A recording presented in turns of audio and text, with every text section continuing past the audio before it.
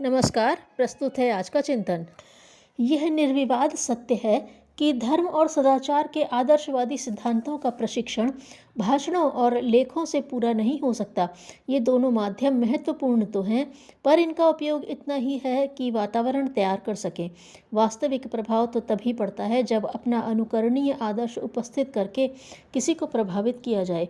चूँकि हमें नए समाज के नए आदर्शों की जनमानस में प्रतिष्ठापना करनी है, इसलिए यह अनिवार्य रूप से आवश्यक है कि युग निर्माण परिवार के सदस्य दूसरों के सामने अपना अनुकरणीय आदर्श रखें।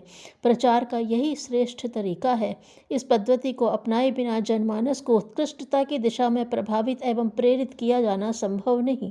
इसलिए सबसे महत्वपूर्ण कार्य यह है कि परिवार का प्रत्येक सदस्य इस बात की चेष्टा करे कि उसके जीवन में आलस, प्रमाद, अव्यवस्था एवं अनैतिकता की जो दुर्बलताएं समाई हुई हों, उनका गंभीरतापूर्वक निरीक्षण करे और इस आत्मचिंतन में जो जो दोष दृष्टिगोचर हों उन्हें सुधारने के लिए एक क्रमबद्ध योजना बनाकर आगे बढ़ चलें। आत्मचिंतन के लिए हम में से हर एक को अपने से कुछ प्रश्न पूछने चाहिए।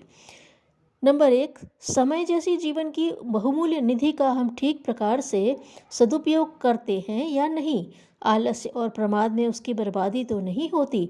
2, जीवन लक्ष्य की प्राप्ति का हमें ध्यान है या नहीं? शरीर सज्जा में ही इस अमूल्य अवसर को नष्ट तो नहीं कर रहे हैं? देश, धर्म, समाज और संस्कृति की सेवा के पुनीत कर्तव्य की उपेक्षा तो नहीं करते?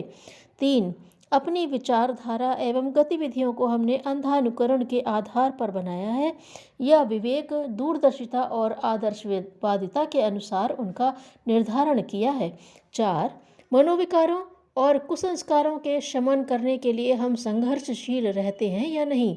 छोटे छोटे कारणों को लेकर हम अपनी मानसिक शांति से हाथ धो बैठने और प्रगति के सारे मार्ग अवरुद्ध करने की भूल तो नहीं करते?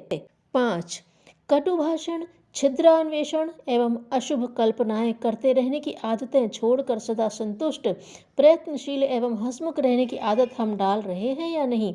6, शरीर, वस्त्र, घर तथा वस्तुओं को स्वच्छ एवं सुव्यवस्थित रखने का अभ्यास आरंभ किया या नहीं? श्रम से घृणा तो नहीं करते?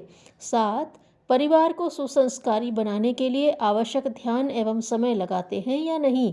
8, आहार सात्विकता प्रधान होता है न? चटोरेपन की आदत छोड़ी जा रही है या नहीं? सप्ताह में एक समय उपवास, जल्दी सोना, जल्दी उठना, आवश्यक ब्रह्मचर्य का नियम पालते हैं या नहीं? 9, ईश्वर उपासना, आत्मचिंतन, स्वाध्याय को अपने नित्य नियम में स्थान दे रखा है या नहीं? 10, आमदनी से अधिक खर्च तो नहीं करते? कोई दुर्व्यसन तो नहीं? बचत करते हैं ना? उपरोक्त 10 प्रश्न नित्य अपने आप से पूछते रहने वाले को जो उत्तर आत्मा दे उन पर विचार करना चाहिए और जो त्रुटियां दृष्टिगोचर हों उन्हें सुधारने का नित्य ही प्रयत्न करना चाहिए। आत्म सुधार के लिए क्रमिक परिष्कार की प्रगत पद्धति को अपनाने से भी काम चल सकता है।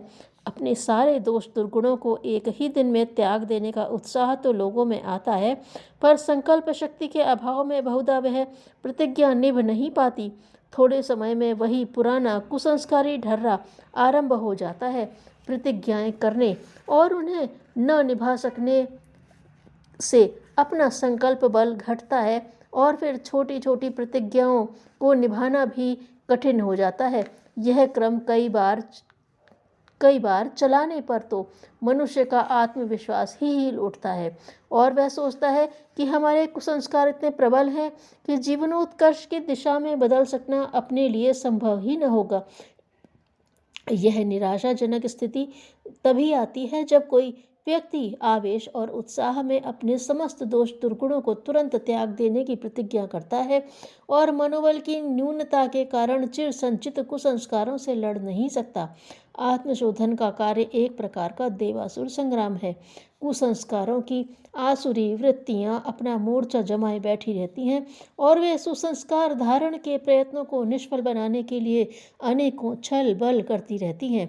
इसलिए क्रमशः आगे बढ़ने और मंथर किंतु सुव्यवस्थित रीति से अपने दोष दुर्गुणों को परास्त करने का प्रयत्न करना चाहिए।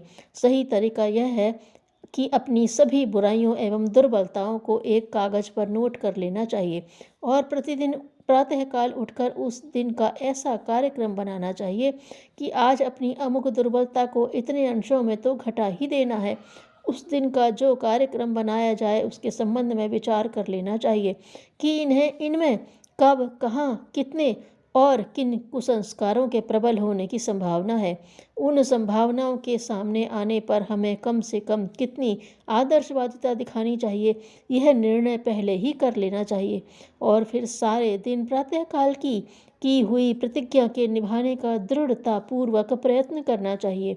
इस प्रकार प्रतिदिन थोड़ी थोड़ी सफलता भी आत्म सुधार की दिशा में प्राप्त होती चले तो अपना साहस बढ़ेगा और धीरे धीरे सभी दोष दुर्गुणों को छोड़ सकना संभव हो जाएगा। आलसी संचित कमाई भी बर्बाद कर देते हैं। धन्यवाद।